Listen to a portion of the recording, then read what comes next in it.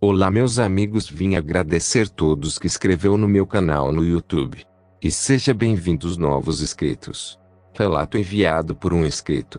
Antes de tudo peço que veja meus vídeos até o final, deixe seu joinha, inscreva-se e compartilhe. Seja todos bem-vindos. Rumo a 10 mil inscritos. Primeiro relato. Relatos de inscritos. A coisa na encruzilhada. Piranhas, Alagoas, 1989. Quem escreve aqui é o Josimar e naquela época eu morava em Piranhas, Alagoas. Eu tinha 13 anos quando aconteceu. Meu irmão, o Val, era só 2 anos mais velho, mas se achava homem já. A gente morava com a nossa avó numa casa de taipa no fim da ladeira, perto do rio. Naquele tempo, ainda se fazia muita reza no pé da serra, no terreiro de chão batido.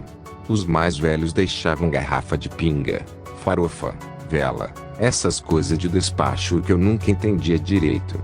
Minha avó era muito católica, mas sabia dessas coisas. E ela sempre falava uma coisa só: nunca olhem pra encruzilhada depois que alguém fizer entrega. Nem por brincadeira.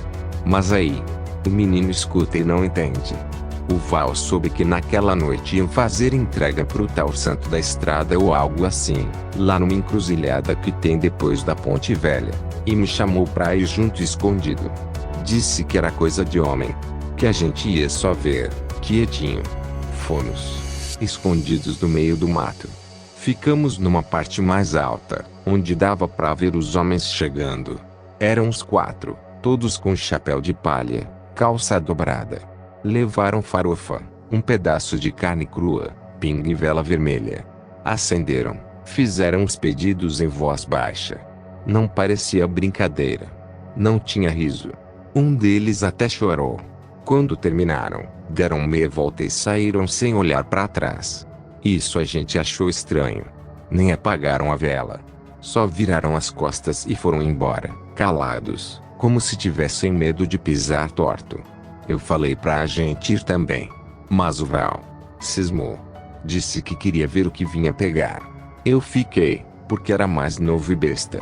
A gente se enfiou atrás de uma pedra e esperou. Deu uns 15 minutos. 20. Eu já tava com formigamento na perna. E foi aí que a gente ouviu. Parecia passo, mas meio errado. Tipo um pé arrastando, o outro batendo seco no chão. Vinha lá de longe, da direção da mata. Era pesado, como se o chão cedesse a cada passada.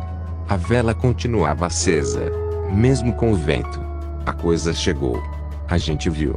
Não era gente, mas também não era bicho. Era peluda em algumas partes, mas tinha falha, e onde não tinha pelo parecia carne viva. Tinha as costas curvadas, e andava como se tivesse sido quebrada por dentro. O rosto, não sei. Não dava pra ver direito. Só lembro dos olhos, que não tinham luz nenhuma, só um fundo escuro, parado. Ela foi até a oferenda, e não parou. Passou direto.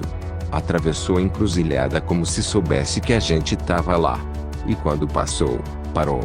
O bicho não virou, nem olhou pra trás. Mas a cabeça dele virou pro lado. E mesmo de onde eu tava, eu senti que ele sabia. Sentia a gente. Foi aí que eu levantei e saí correndo. Despenquei ribanceira abaixo. O Val veio atrás. A gente não falou nada. Não parou. Quando chegamos em casa, minha avó estava na porta. Ela não perguntou nada. Só disse: "Vocês olharam, né? Pois então, agora vão carregar isso no sonho por muito tempo." E ela estava certa. Até hoje eu sonho com encruzilhada. Com vela acesa em chão batido e o coração saindo na boca, é como se o bicho fosse me pegar. Segundo relato. O 10º filho. Um caso difícil de acreditar. Quem me contou foi seu Dito Bagre, um pescador com mais de 90 anos. Ele me disse que conheceu Nha Galdina Ramos, a mulher que teve 12 filhos, sendo que as 10 primeiras crianças eram homens e que depois vieram 2 gurias. Naquele tempo 12, 14, 15 filhos era algo normal. Sem luz, sem televisão, morando numa casa coberta de sapé às margens do rio Tramandaí, a família subsistia com a pesca e a caça de animais silvestres. A molecada cresceu forte e saudável graças aos filés de traíras. As tainhas assadas, os bagres ensopados, aos tatus no forno, costeletas de capivara, guisado de bugios, patos e jacarés que descansavam na beira do rio. A vida, apesar da pobreza, era pacata e bela, e sem grandes sobressaltos, mas um dia tudo mudou. Naquele ano um lobo, bicho que nunca existiu na região, estracelhou o leitão miúdo que estava sendo cevado para o final do ano, e no ano seguinte outro lobo surgiu, e por incrível no terceiro ano mais um lobo apareceu. Os três lobos agiam em conformidade entre si, eles sabiam tocar uma presa, esquartejar um porco do mato, cercar uma anta, matar uma ema em pleno campo. Nunca atacaram o ser humano, se bem que apavoraram muitos viventes. Em noite de lua cheia ninguém saía de casa. Um boato apareceu e informava que os três lobos na verdade eram lobisomens. Desde que o primeiro lobisomem, Licaon, apareceu na Grécia Antiga, os homens não sossegam enquanto não matam a besta fera. Um lobisomem só ataca um ser humano sentindo-se ameaçado, ou seja, se não mexer com o bicho nada acontece. E ali no meio daquele nada, nas lonjuras do rio Tramandaí, entre criação de gado e algumas poucas plantações, foi decretado o extermínio dos lobos. Foi uma carnificina das brabas. Muita gente inocente morreu, muita bala de prata desperdiçada, muita desconfiança entre o povo. Apareceram os especialistas em licantropia, os que sabiam tudo sobre lobisomem e incentivaram o populacho contra a família de Dona Galdina Ramos. Os ditos conhecedores da sina dos lobisomens afirmaram que o sétimo, o oitavo e o nono filho de Dona Galdina com certeza, segundo a tradição oral, eram lobisomens, e tocaiaram os rapazes, não satisfeitos retalharam e cremaram os seus corpos. Os nativos tentaram esconder a carnificina, e a história ficou confinada na região, mas parece que os lobisomens ainda persistem em matar ovelhas e bezerros. Perguntei ao seu dito bagre se ele realmente acreditava nessa lenda do sétimo filho sempre ser um lobisomem. Segundo ele, toda mulher que gerar em consecutivo 7 bebês do sexo masculino a partir do sétimo, todos os outros que nascerem antes de uma menina também terão a sina de ser uma besta fera. Óbvio que não acreditei e falei na lata para seu dito bagre que tudo era uma lenda urbana, coisas de gente sem noção. Ele reagiu de forma estranha. E falou e disse: olha guri, estou com 96 anos. Ah, se eu fosse um jovem. Eu sei muito bem do que falo, eu assisti de longe matarem meus irmãos. Eu sou o 10º filho de Nha Galdina. Gastão Ferreira / 2024. Imbé, Rio Grande do Sul.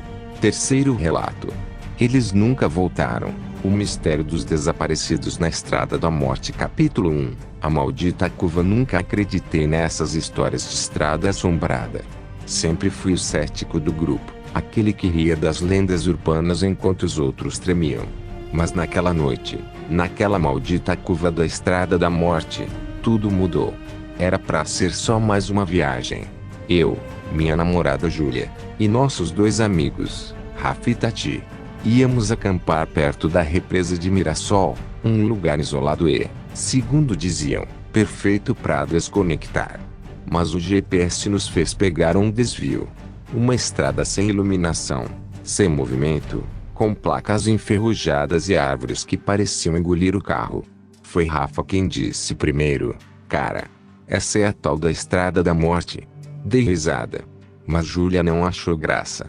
Ela apertava o cinto como se ele pudesse protegê-la de alguma coisa invisível. E então vimos um carro parado no acostamento, com o motor ligado, faróis acesos, mas ninguém dentro. Paramos. Claro que paramos. Foi o nosso primeiro erro.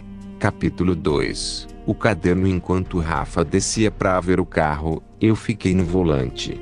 Júlia insistia que algo estava errado. Mas foi Tati quem viu. No banco de trás do carro abandonado, havia um caderno velho, com a capa rasgada. Peguei com cuidado. Estava úmido.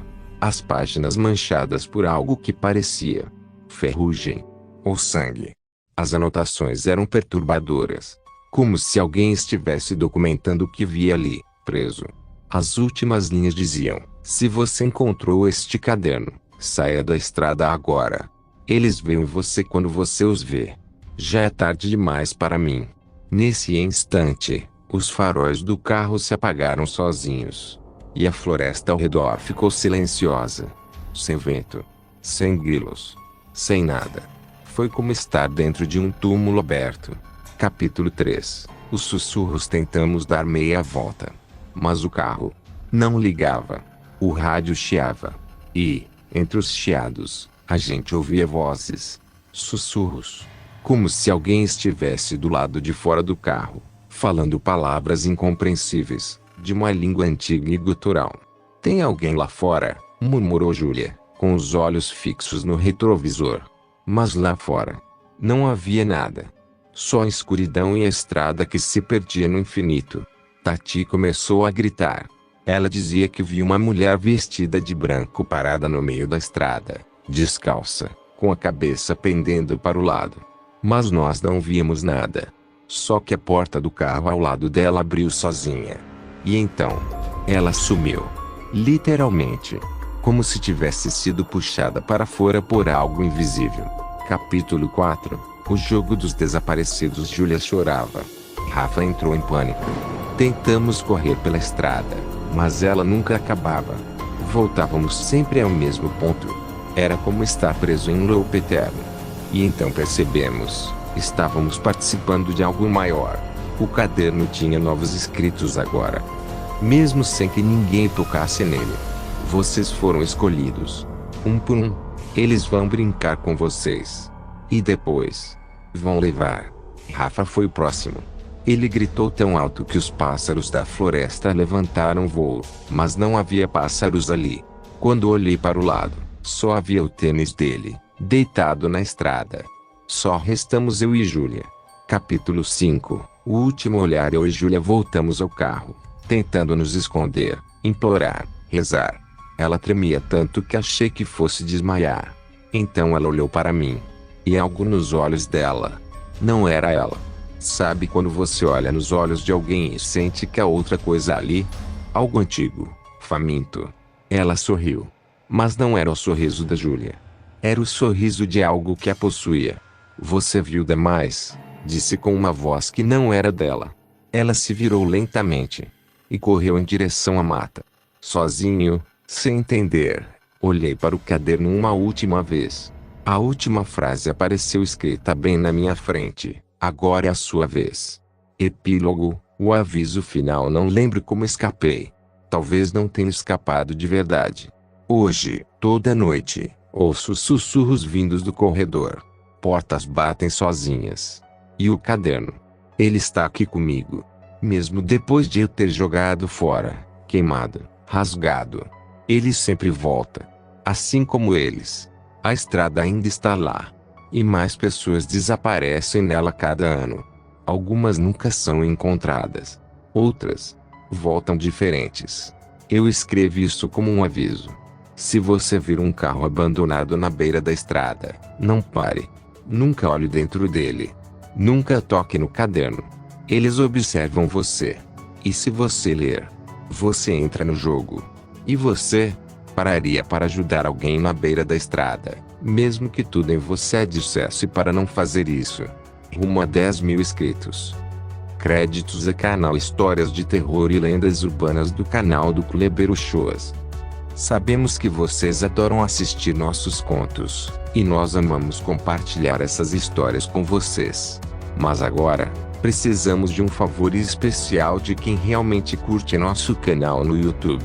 Para que possamos continuar trazendo mais conteúdo incrível, precisamos que assistam aos nossos vídeos. Isso nos ajudará a monetizar nosso canal no YouTube e manter tudo funcionando.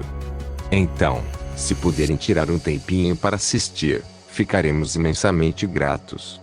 Segue os links para vocês assistirem nossos vídeos. Assistam nossos vídeo-relatos, contos e histórias no canal no YouTube do Kleber Uchoas.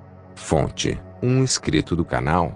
Bem-vindos novos inscritos. Para quem não é inscrito, inscreva-se, compartilhe e volte sempre. Canal do Kleber Uchoas agradece pela sua visita. Volte sempre.